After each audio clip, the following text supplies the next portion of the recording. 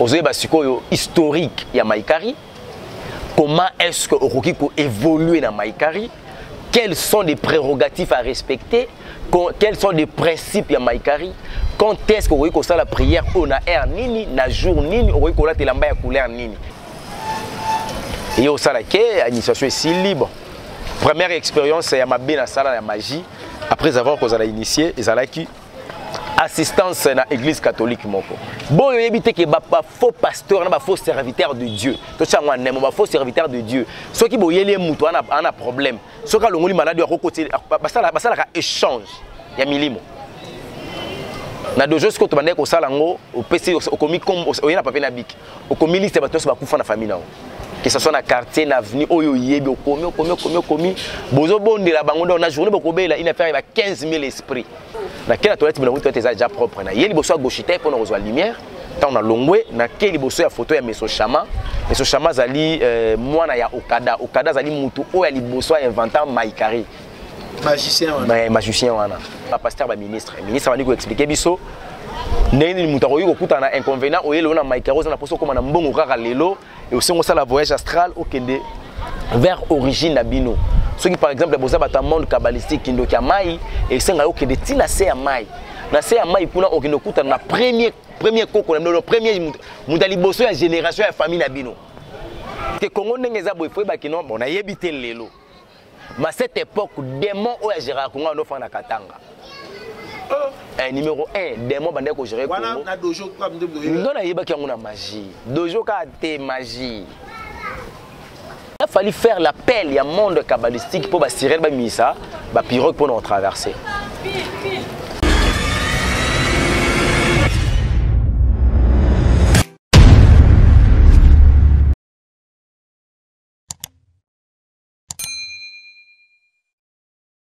Toye ndenge to prometaki bino pona kopesa bino oyo ezali témoignage ya Elonga. Ndenge Elonga abandaki na bomoi na ye. Ndenge akutanaki na Nzambe makambo nini akutanaki nango yango nde mission na biso ya lelo pour que édifier bana na Nzambe bisika nyonso bozali na Paris na États-Unis na Afrique du Sud bolanda témoignage oyo ekomemela bino édification na ndenga liloba ya Nzambe pe ekosunga bino na bomoi na bino pour que boyeba na kotambola liboso ya Nzambe bokende bisimba simbate bokende biyoka yokate mais botikala kana mokonzi moko oyo azali Yesu Kristu na kati ya bomoi na bino. Évangéliste Elonga akopesa biso ndenge nini Nzambe akutanaki na ye, ndenge nini ye akutanaki na Nzambe, makambo nini akutanaki na yango na bomoi na ye po lelo abenga matoma ya Nzambe. Bonjour évangéliste. Bonjour papa nangai. Papa mopanzi sango. Non, Dieu fait grâce. Malgré un peu moi ba grippe, mais ça va, ça promet. Dieu est là et puis ça va. Question liboso ezakaka yo kutanaki na Nzambe wapi ndenge nini? Ah bon, ils ont une longue histoire, mais la préférée va tout balato sambela. Parce que le cher Saint-Esprit d'Azali au centre Yanyonso, vous savez, quand Dieu parle à travers son serviteur, il a pour un but, il y a l'édification et l'ibotanaye. Alors pour communication, ils ont bien. Je ne sais pas par votre mission, ce qui permet ce qui permet. Non, problème est tout ça. D'accord. Éternel, nous te bénissons parce que tu es bon. Merci de nous avoir donné cette opportunité, tant de peur, de se retrouver encore une fois de plus dans ce lieu. Père, Yoshua Machia, Tika et Temoli Monayo Azala au centre de la communication au Ekosalema. Nous nous avons dit qu'on confessait comme on a été mettre en haut Moussika Nabiso par le nom puissant de Jésus-Christ et nous avons su prier. Amen. Amen. Voilà, je suis évangéliste Elonga, Nakutanaki Nzambe, il y a longue histoire. Mais par rapport à l'historique, on a une réalité bandaka, c'était vers 2003, la Bungsaka maman à Botingaï. Avant maman nangaya kufa et aki kosala que azaya kotanga kombo ya mutu na munoko bayres na biso. Ah tala ba meminga likola ngomba, bangana ba meminga na katsa zamba, basalinga boy bazongisi boy. Abanda kotanga kombo ya mutu.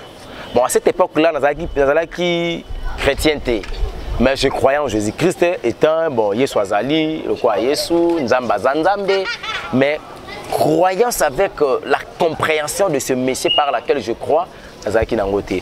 Et comme ça là que, maman a coupé sa message, moi kalobi, né nazawa, maman le pangoana, bah il reste nabiso, akabela kanga liputa, mais liputa wana pesa kanga, et asombaka nga na liputa wana si ya moyen bozwa mbongo bosomba liputa boke kozongisela ye toye kozwa liputa bapesi nga nake kotika pa mama ba reste na biso na yebisi ye parce que dans une époque où je faisais un peu de sport tout consort ba judo je me prenais le temps ya kuza muto makasi na yebisi maman omoni maman na biso aotanga kombo na yo trop mais tout oyo soki na yoki atangi kombo na yo ngana oboma yo soki na bomi yo te na sali sumu parce que na sali promesse makambo na kokisité donc na préféra ki na sumuka na roboma ke na sumuka na réaliser liloba te zwa liputa oyo pesaka ye yango oyo mama wana lobi na ngabi non liputa nanga na ozwango te soko lingi zwa liputa na bwaka ngo na toilette au lieu na za na discernement na comprendre pourquoi est-ce que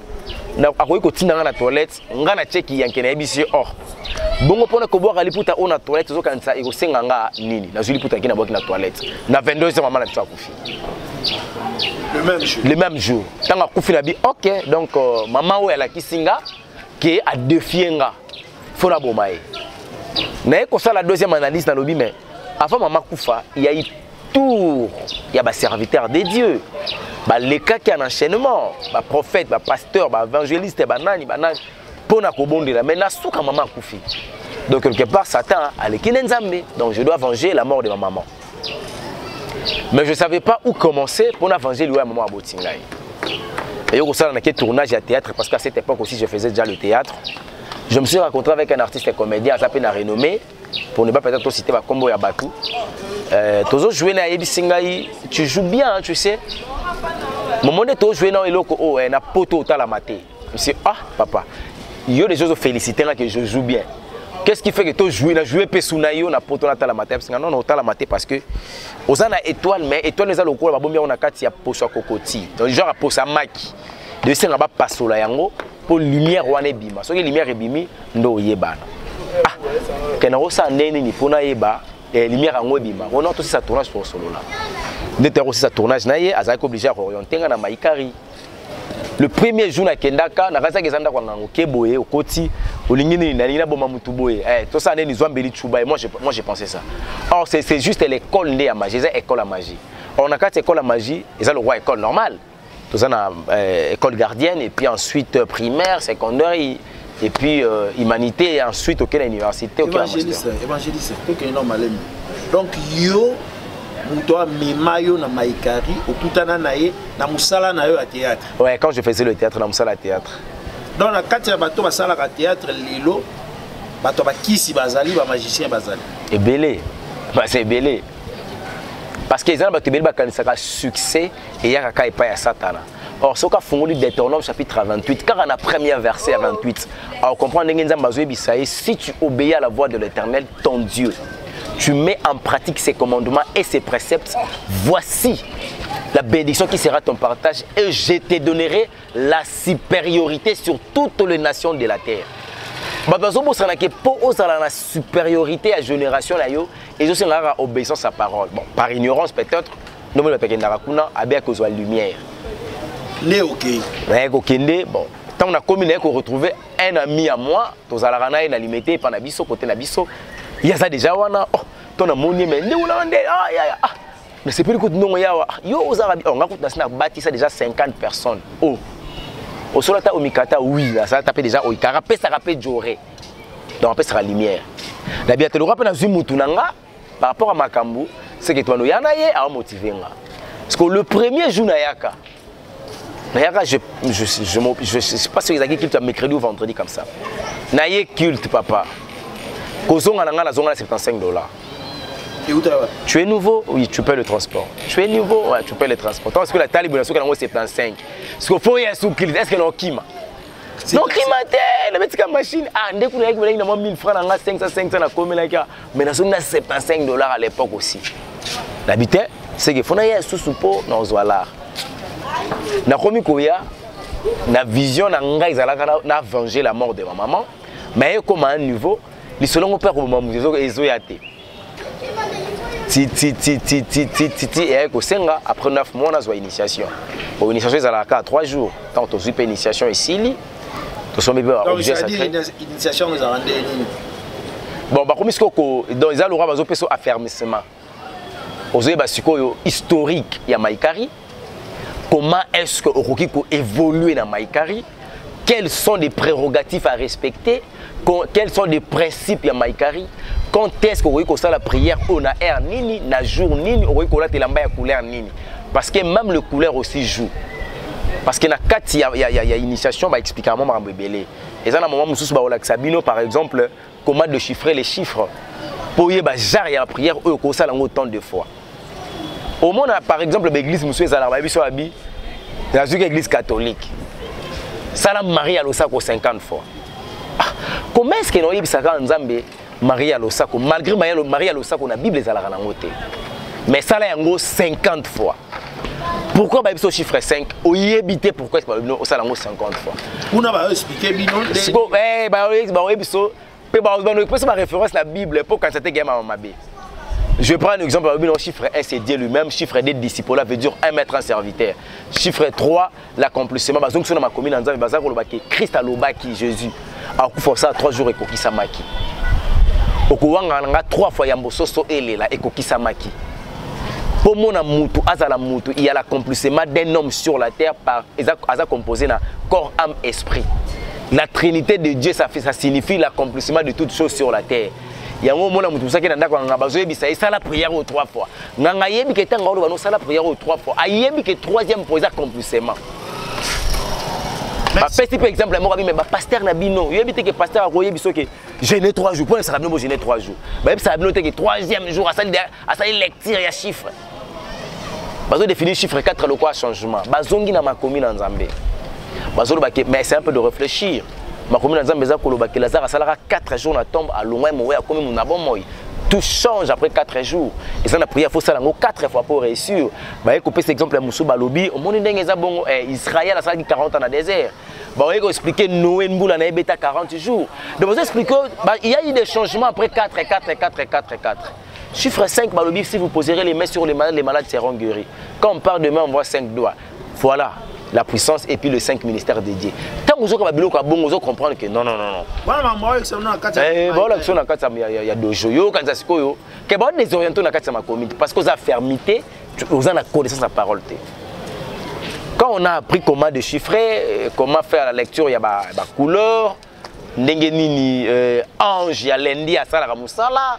Couleur il faut là pour ça la prière pour la ange ya lenda zanayo bloc on commence à sentir que mon qui les a décortiqué ndeboy ngaba la tala niveau yebisanga ki banzete ne otomona banzete vimbarabo et ça va être vivant parce que nzete peso bote ezo kola ezo quatre beau type bambuma être vivant nyoso yona bazo ba être vivant nyoso na ange wa kengela kai soki garçon que to maman soki subi na se nzete to subeli nzete wana il y a un problème là être pourquoi un jour qui est obligé contre lui un jour on a salo attaque ah ça veut bitumba musu bunda ça bitumba nature parce que vous respectez la nature té tant que vous makambo wana nyoso vous me sentir que non finalement ma vie a principe et bah il faut développer le roman bah bandi pour laver aussi comme une image que aux dans les bancs bah bisio un vrai mouton maïkaré aller à mouton qui a moutoté atangisaka mai miso moutoté makila muto simba kate parce que c'est les 3 poisons qui détruisent la vie de l'homme. Tant on a yoki bongo yebisanga na on a place pour sacrifier muto. Non comprend que ba pesi interdiction na nyoko la pe batu. Mais ça makambo nzambe boyena koli na koyi nous soki muto aleli la kombo na ngeza mabe c'est que ça bien. Awa ezaka voix. Moko balakisanga pasteur moko boy congolais azana bon aza prophète renommé na mboko. Ba pesi ngo yebi la oh le quoi mais oh ça misé te kasi prophète et yo ce que so qui na ressemble une église nga c'est que nga pe na ça nga bien to comme le soka niveau moko donc il y a eu même des personnes au bazar renommé na ba généraux ya mboko na kutakuna bazar renommé au monaki bazo présence na eso motiver aux alawana pour yekuto azawana bongo yo et yo sala ke initiation si libre première expérience ya mabe na sala ya magie après avoir qu'on a initié ezalaki assistance na église catholique moko avec un abbé à Koufana Yepé pour ne pas présenter la cité Kombo na église moko ya catholique bande konanga église catholique bolimbisanga lingi kolobate ke nazolo ba ke bino ne boza bandoki Mais parmi nous, il y a plein de défauts. Et puis, il y a des choses dans le banda et le christianisme. Bon, nous avons pour juger l'église catholique. Parce que le monde ne comprend pas les mots jugement et les mots analyse. Quand tu fais... Ah non, pas ça témoignage. Mais dans un témoignage, je peux aussi analyser quelque chose pour nous mettre la compréhension. Mais ça, tu me comme ça, on juger, ne juger point. Eh, bah te belé bazo loba dans la vidéo tout ça, bah te belé bazo ça là bas commentaire bazo loba, on dirait que ozo attaquer ozo à éviter. Bon, bande ko nga balimbisanga ba ça la confusion te ya ko dénoncer na ko attaquer. Quand je dénonce les mal, je dénonce ceux qui papa na ngozana mabe na dénoncer mabe na yo pour na sauver yo mutalibo so so na bonne conscience et puis na bato bandimela rayo au lieu bandimela maître na biso isa Christ. C'est juste un travail pour aider les autres. Ok. Voilà. Si vous expérience au salon qui est quand tu commis, il y avait une fille à Zala qui malade. Il fallait qu'elle fasse la délivrance et pas mettre la baie. Et la côté dans la chambre haute, tu as mettre la baie pour expérimenter. Première fois dans mon an, on a des millions de bébés malades dans motu, on négocie des millions de bébés. On a choqué sous les catholiques. Tous les prières ça na bougie c'est la magie. Oui. Prière n'y a pas ça la liboso ya bougie et ça magie. Il faut pas ça jusqu'à définition magie. La définition magie. Venez vous avez des catholiques. Oui. Quand vous avez vexé mal. Non non. Ah wadaza présentateur il y a émission, naza présentateur à émission donc.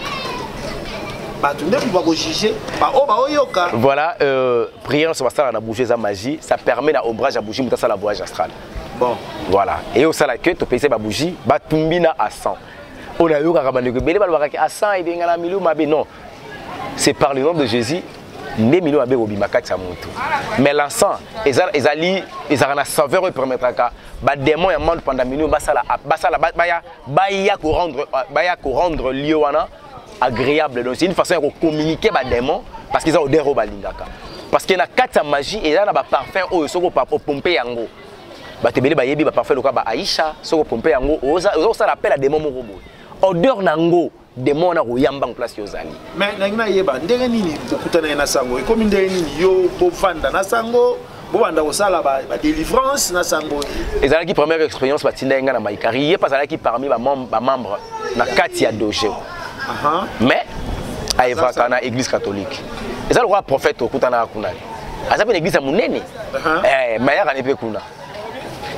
Ça le rappelle maramnaye pour église soit des églises na yep et mata pour église ça nzambe de comment ya bango église et mata so peut le bible ba sepelité ba comme ça église ya bango ya monde bazwara offrande ya franc congolais ba tindi changer ya ozo franc qui c'est dollar pour nzambe alinga dollar alinga franc congolais té allez ba tindi bino na sango wana et ko sala que monsieur l'abbé abando ça la prière nga nazo assister hein je regardais c'est la première expérience. Dans mon démon abimi dans d'autres moutons, il m'appelle Boya Longwe à Télémi. Et puis démon disait, ah oui, ça biso que cette fille, Azana Nyongonanga, il était là 9 mois. Il a fait déjà la zoaïe.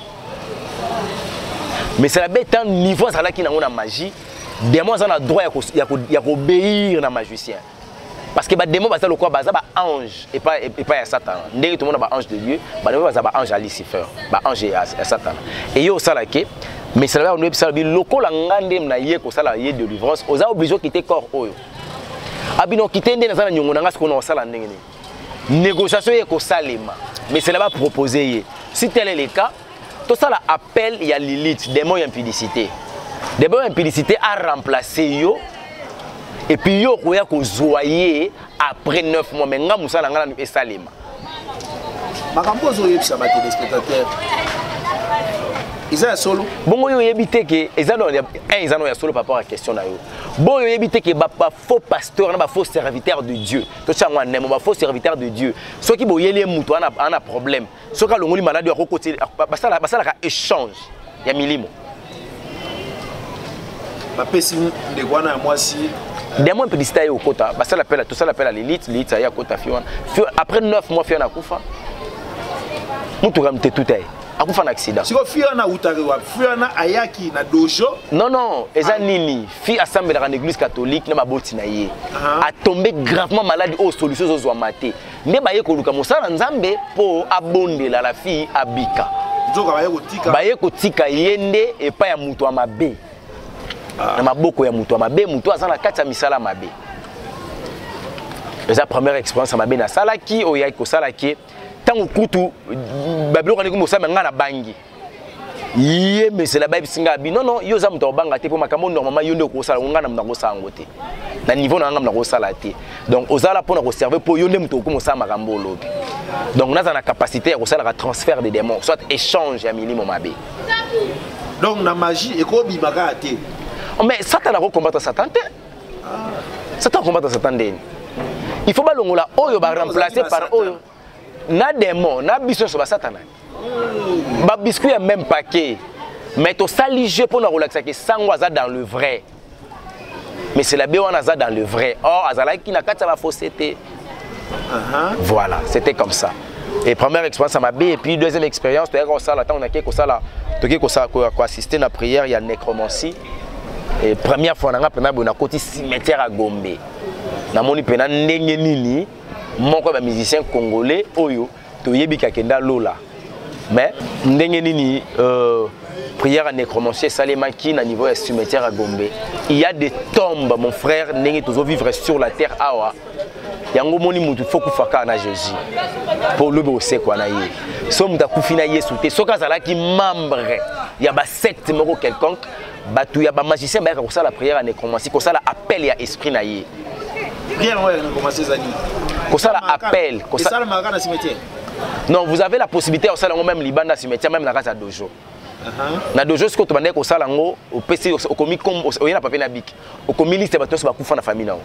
Que ce soit dans quartier, dans l'avenue, oyo yebi okomi bozo bondela bango dans la journée bokobela une affaire il y a 15 000 esprits. Soi-disant tolongola bango dans le noir, to benda to bango dans la lumière. Lobi si tu as un problème, ces esprits là vont rien à secours na yo pour ba aider yo. Tandis qu'il n'y a pas de relation entre une relation entre les morts et le vivant. Donc autant déjà qui vont autant la contradiction na maloba ya Nzambe.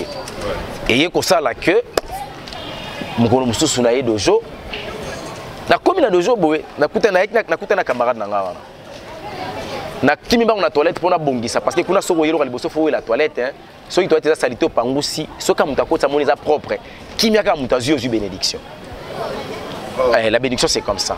Faut qu'il quoi arrache. Donc il faut colligate salité za quelque part donc so kuti complètement salité za yo faut ya obongisa. So muta yé muta simaya kuti place na propre afandika na kimi yo pambwami. Na quelle toilette bino toilette déjà propre na yeli boso gauchité pour nous voir lumière tant on a longwe na quelle boso ya photo ya meso chama zali mwana ya okada zali mutu o ya liboso inventant maikari magicien wana soit disant zali réincarnation ya Nzambe sur la terre c'est non bango Jésus. Bon, Yesu peut prendre bango ça peut réincarnation Nzambe ndenge ba Bouddha ba leka ndenge payer okada lekaki okada siko azalaki na mwana ye meso chama et puis azalaki pe ne lève na tango akufi mwana récupérer pouvoir ya papa pour à continuer maikari et puis élève payer à récupérer qui no moni maikari za kami balé soki on a sekai. Oh, ils ont mon côté. Te maikari za kami balé soki on a sekai. Différence? Bon, je sais pas différence na bango na ebité so za na niveau nini. Mais au moins na yebi ki bango tout ba outi pa tata moko okada moko za mwana moko za élève. Oh tata bande ko formé. Là au komi wana oké zo lumière. Na siso zo lumière na ki na fukami na sali idolâtrie 3 fois liboso ya photo ya meso chama ko hein parce qu'il faut ko gumba melaka ye. Bon. Na zongi na fandi culte linge banda na komi ko yoka kati na nzembo José Nzite zo beta. Nzembo ni boyisanga eloko mosusu na koyoka yo kasi ya koboyisela nga Yesu na koyoka te oya salelanga nani moto koki kosala ngo Yesu na nga oyo yo alonga liwa esuki wani bandeli so ekomika wani suki bandeli na mingolo basas quoi ça place on a nzembo ekobeta kati na nga te c'est que nazo attend ya ko discipliner mon entendement quand je cherche à discipliner mon entendement et comme le roi andé ba pelisi yango kati na ngai.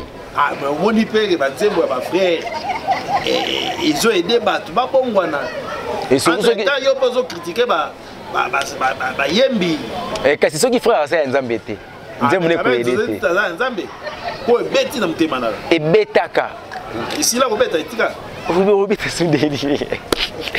c'était juste l'appel de Dieu. Dieu voulait me dire que na vie na yo yeba kezana mutu akufa pona yo eloko o mutu wana salela yo tata na royi ko sala ngote babo iso so babo iso Yesu tezaki message ko la za ko pesanga mais moi là je comprenais pas le message na ebisi master wana na ebisi pona no benge mingi lo sommet comme les André na bisaka kombo na ye lo sommet ezane nini nga je me sens pas bien tunga nini na ebisi na zoka bien mais zoa j'aurais n'habiter ya na zoa j'aurais te fona zonga ndako na zongi ndako tana zongi ndako ya ye na poko alukinga abengo monde zaboye makambo ndenge kende lelo photo sala programme toi na makambo photo sala lelo ezana mutu mo boye il faut éliminer ah faut ko éliminer mutu oh ya makambo ote ya kaka na dojo yo ye maman oyo yebela ngokuna ezako bijo ke dojo et pas na biso ba yeba te ke ngane na bola sina beba tongo pour qu'on n'a pas grande sœur na limité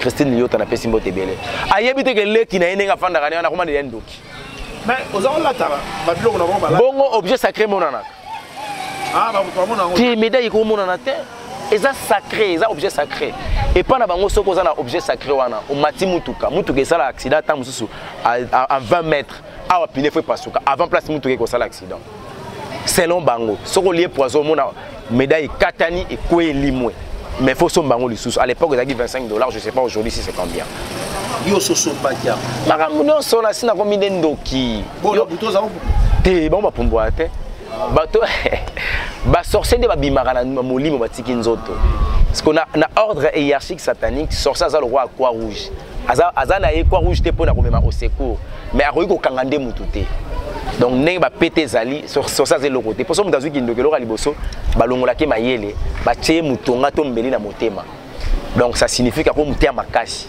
akosa mabe et puis moi surtout qu'il na sa mabe mais le besoin il a quand même mabe mais est-ce qu'on magie c'est l'intelligence si tu sois intelligent tu es na magie en tout cas sur kamabe là yo zo boke kuma ngape ne bete ke ezaki makambo pona ke to kembo soki bosani so bosani to kumba to ke dojo to komi ko to bandi ko solo la kuna benga pasteur ba ministre bandi ko expliquer biso ndeni mutu akoyi kokutana na inconvénient oyelo na maikaroza na poso koma na mbongo kaka lelo et aussi on sala voyage astral okende vers origine na bino soki par exemple boza bata monde kabbalistique kindo kya mai et senga okende tina se ya mai na se ya mai kuna okende kokutana na premier koko na premier mundali boso ya génération ya famille na bino o abima sala ki famille na bino za famille na bino okutana na ye pour kuta bozula bino so zawana o mona batu nyonso ya lignée ya famille no bakufa okuta na bango bango ne ba opesa biloko zonga nango et richesse wana nde yango ya kosala ki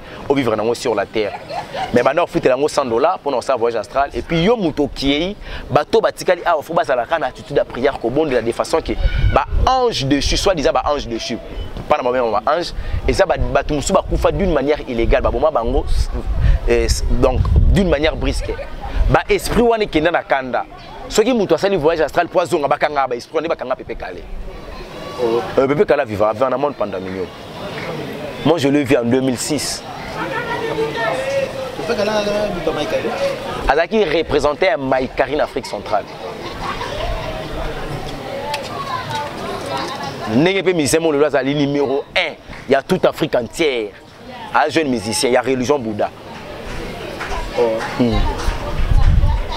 ba uta ko tikela ekeko ya Bouddha ya or na ndaku na ye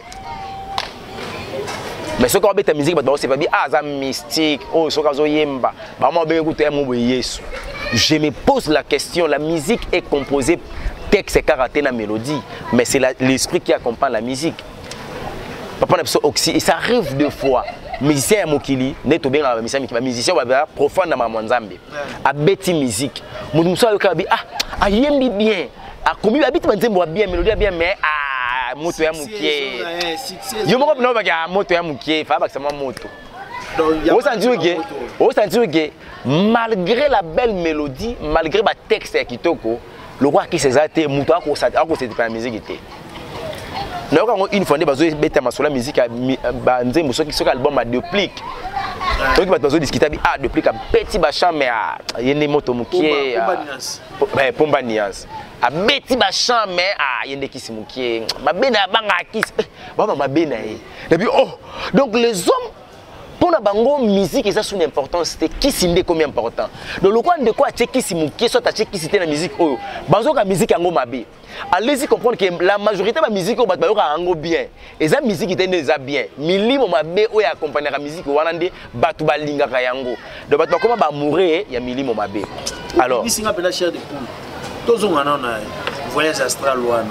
Et yo ko sala ke Massolé bandi ko ba on peut ça ba conseil nene il faut que la passion Congo faut les canaux purification parce qu'à l'époque Congo zaki non purifié purification ya Congo pas ya bata Maïkari ça en 2012 représentant mondial ayaki amataki mangengenge akenda ko purifier la terre congolaise na niveau mangengenge oh place bande ko bakenda pe ko bondela on a ko purifier de façon que le Congo et bana ko ce qu'on appelle la purification normale, vous comprenez? Alors, il y a ça là que la même nuit, voilà, Marambo et Mimiso Awa, Isali Kambuya, pasteur à Philadelphie, Roland Dao.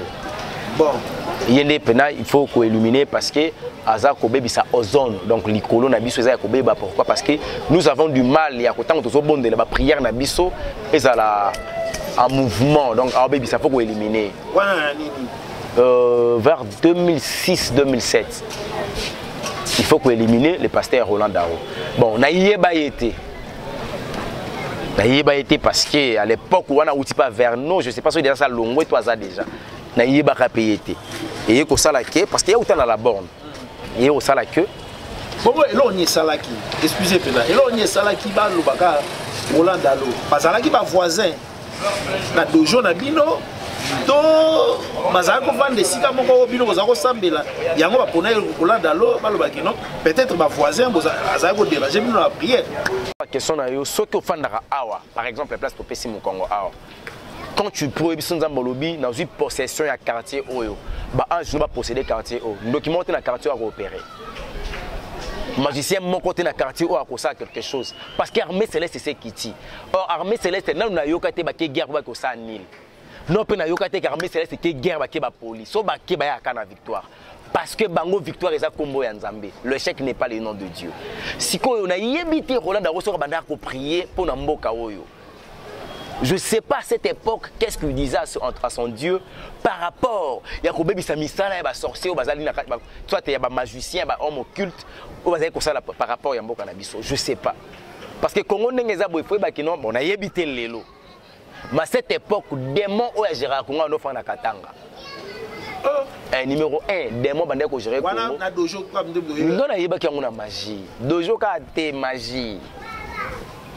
Afanda na Katanga. Ce qui est Lucifer a quitté sur la terre, qui est régné au le 31 décembre. Pas ça quitter les lacs. Par exemple, à quitté na Kenya. Et ça qui est régné, ça les Kenya. Tant régné, ça les Makuno. Au Monaki, numéro 1 à Congo, face à la représenter. Ce qui a commis, par exemple, ça régné au Congo. Il y a des Katanga à Ofandawana. Il fallait que déjà en 2020, à partir du mois de février, Oxifo Akufa. Mais il y a des gens qui bon mois. Représentant à RDC à Koloba. Non, ma Cameroun n'a pas ça qui est pas représentant dans la province. Ben, qu'on a numéro 1 à représenter à Kinshasa, na Kindoki. Bah, ben, habité dossier on a libéré qui on a niveau ya commune numéro 1 commune au Banga n'a pas ça na quartier n'a pas ça qui avenir avenir bana pesa qui il y a des mots surveillance à la toilette, il y a toilette à Banga ité na sina tunaki ma Cameroun na démon ya famille na bango parce que pour balia yo la famille na bino faut que ça na makilo ça na Kindoki. Donc mutu moko pesa acte spirituellement. Yango mona kabande ko bazana ba prière à combat ba kataka le lien familial nga senga ka bo wela bo suki sona okata te bo senga Christ a changé bino ADN acha bino ADN ya Christ parce que makirani se pona ki poto so ADN asika. Donc c'était pas un peu ça ba pesi so consigne de botola la bo mutu moko bo ma bouger te la ministre yo so pesa ba tout consigne to za na bo moto mais non parce que to la ko to kanga makambo na sa pongi est-ce que ça a sens oza calme mo na mamdenge salima. Bah, si vous consigne, vous marcher, vous saler, vous en forme triangle, tout consort. Et si vous avez poto, là, bon. Pour que peut-être que vous avez 3 heures de temps. Vous pouvez veiller, donc vous pouvez veiller dans 2 jours. Bon, on a dit veiller à veiller spirituel. Parce que minimum, on a quitté. Et on s'est déplacé. namona ni mbeto pasteur ni kiti ni ndako ni dra ni nini. Donc on a comprendre que ndako to fandaka to kenda ko lalela et protéger abiso contre ba tempérie mi pépé et puis et protéger abiso contre ba miyibi. Mais contre les mauvais esprits, l'homme a été toujours exposé so kaza nzambe te. Donc namone loko ego empêcher biso te poto kota et place à kokokote namone loko te namona ka la lati trailing na polo pembe akoti maboko na kati ya pantalon na ebo alali wa bokebino nyonso na forme de tozalaki en arrivant de l'autre côté à Longwa Poussani to Poussani à Longwa Poussani armi ko pesa armi ko projeter biso en distance ministre ayeko pesa biso lobi botala na sima parmi batu bazama bougie mo reza ya kokufa. Quand on a vérifié, on a constaté que Boujimo Ngoza Okufa to Pélissi. To pousse à projeter les sous sur la 4x4 et comme il balé.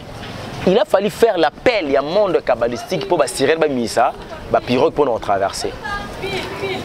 La pirogue, on a traversé. On a suko na nzambe ya lola oyo bat basakana na ye, bat bazoe ba valeur na yete. Ya un monde maramusuna lo baka, mutu musu azoe ba valeur nzambe te pota musuna ba kutani teto, lo lenge ba kutani lela. Yango monita musazo minimiser kombo nzambe, on minimiser kombo à Christ. Il faut comprendre pose on a valeur ya kombo ya Christ. Il faut ça na genre ya intimité mo bouti na quelque part. Na point de départ ya mutu na nzambe et permettre ka mutu aye ba valeur ya nzambe wana. Et ko pesa o likani so biteta la place to uti na nzambe. Ta place nzambe azunga te na ko tikete na ko trahir yete. Malgré ben intempérie, malgré ba problème. Et yo ko sala que quand on a avancé, to traversé nae komona le pasteur alali ndenga afandi boye ndena afandi boye ko muta telemi pasteur alali na 4x4 dans zalo ko tija limite ba tchena kateta makolo nanga parce que ba mpesi bazoya pona ko tija limite wana donc le pasteur azaki na meki ko estima ngolo ko na taille na comme le roi tija limite biso nde ba mpesi parce que mutu loko anga na telemi mpesa omona nga na grandeur ni ce que dans le bien estimé taille soldat on a mona ko kengela le pasteur Roland Darrois à l'époque à Rosa la mutso muku ces échangeurs alimentés et ce qu'on a yoka li solo elombe mobali qu'il existe de vrai. Il y a de chérubins au son ko la fungolo misu comment on a bateau ba battre la kayota on sait Seigneur je demande dans l'armée céleste papa son ko la fungolo misu mais boma misu les aventures. Et puis l'ange de l'Éternel campe tout autour de toute personne où a créé Nzambe. Papa, ezaka masapoté. Ce sont des réalités. Ya solo toza okoba kaka. Toza okoba de goyelonga koyebisa biso ndenge nini a evraki na magie. A okoba koyebisa biso yango. Oyebi que deuxième partie nango ekozala to okota isu na profondeur ya masolo wana.